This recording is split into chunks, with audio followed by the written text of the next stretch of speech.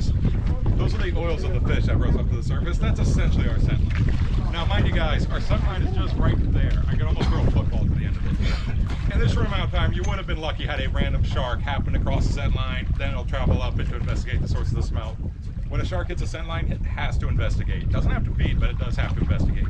Now, if a bull shark hits a scent line, he's designed to bite chunks out of things.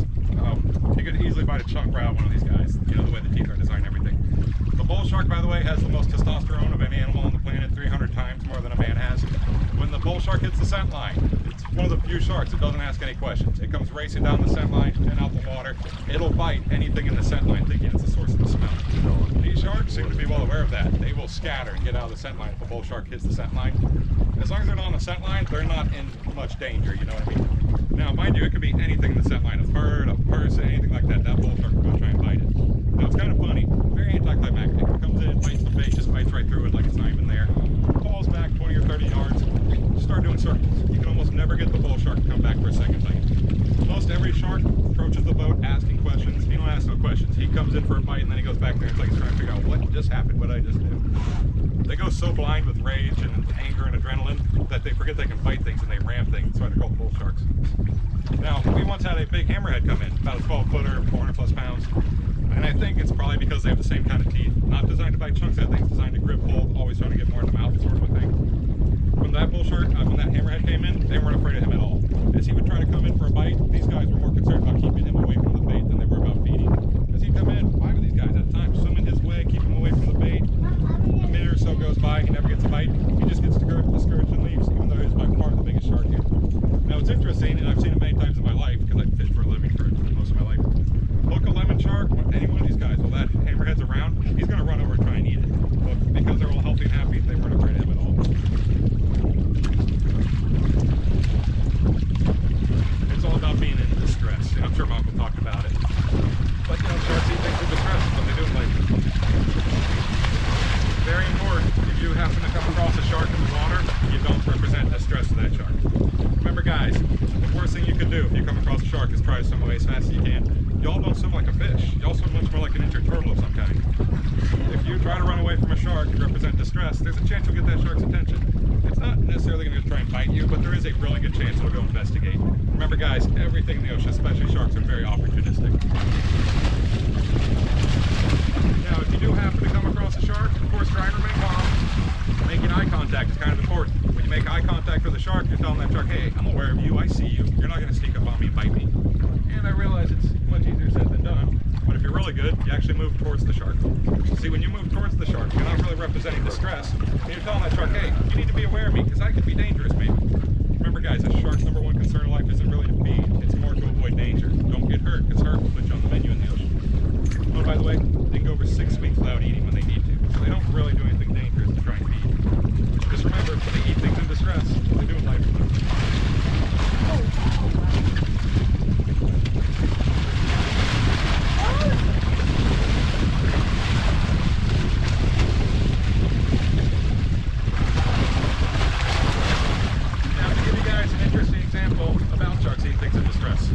Perspective a little bit, maybe. A lot of pregnant sharks of many different species will come back here to give birth. So the baby pups can run for those mangrove islands, grope amongst the roots until they get a little bigger, and they're mostly off the menu. When a mother shark is ready to give birth, a chemical is released into the brain, which will put her into a trance of sorts. It really dazes her. It gives the babies a small opportunity to try and run away, because mama shark will turn and try and eat that babies. To her, that's just simply a little fish swimming in distress. She could not ignore her instincts to eat things in distress, including her own offspring. I hope that makes you kids appreciate mama just a little bit. Is that as far as you can pull? Those little baby thighs, I know you said those were grossed up. When you grill as much as I do, you know them meaty thighs. You actually get behind the play and lower that one into the water. Oh. Shark birth is a very strange thing. The great white shark will spend 19 months pregnant, gives birth to one single shark. That baby great white doesn't run away. The mother is very likely to try and eat it. It's like, what's the point of it all after 19 months? You ladies probably thought 9 months wouldn't pay, right? No wonder she's so ornery.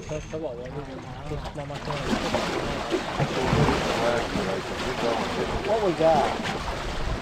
Watch right over there. Watch right over there. There's a battle going on. I think it was a cuda trying to catch a needlefish. I mean, he was up in the air. There's a huge full of mullet being chased around over there. Really, whatever it was, he was up in the air. I think that's what those pelicans are diving on because they're not here anymore. Ah.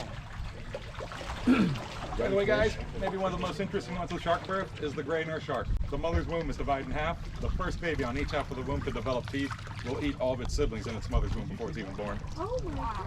She only gives birth to 2 sharks at a time. Can you imagine being in there and like seeing your brother or sister sprout a tooth and just knowing it's over? They're done.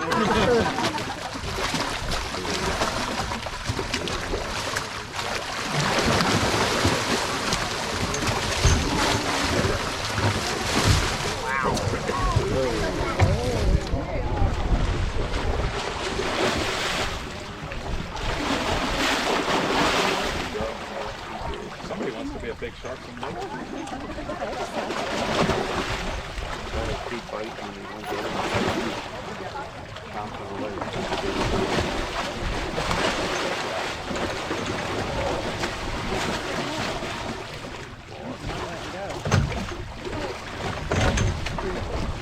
This is a stubborn shark. It's also a shark that's learned never let go. That's why it gets the most food in the belly.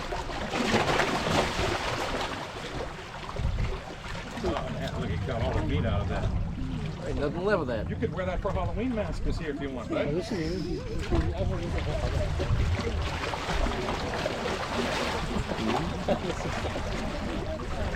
This headpiece becomes a difficult bite. It's all skull and gill plate. Did all of these kids get a chance to feed already? The little boy didn't. Do you think he could handle a headpiece? Do you want to throw that in your shark bait?